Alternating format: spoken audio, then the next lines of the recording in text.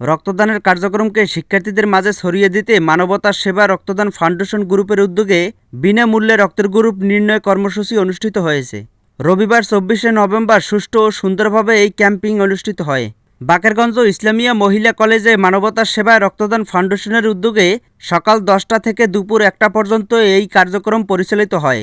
এ সময় প্রায় 1 শতাধিক শিক্ষার্থীদের বিনামূল্যে রক্তের গ্রুপ নিরূপণ করা হয়।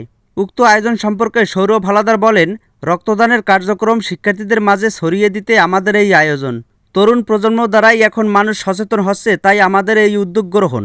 আমাদের থেকে শুরু করে সকল সাধারণ মানুষ এবং সকল তরুণদের মাঝে সচেতনতা বৃদ্ধির লক্ষ্যে এবং স্বেচ্ছায় অসহায় মুমূর্ষু রোগীকে যাতে নিজের রক্তের গ্রুপ জেনে রক্তদান করতে পারে, তাই আমাদের এই উদ্যোগ।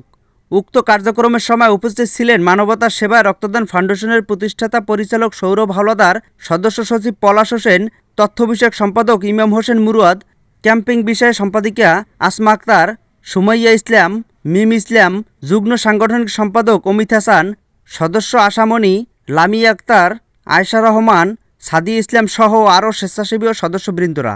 স্থানীয় জনতা ও শিক্ষার্থীরা এই আয়োজনকে সাধুবাদ জানিয়েছেন। সংগঠনের উদ্যোগে এটি 24তম রক্তের গ্রুপ নির্ণয় কর্মসূচি।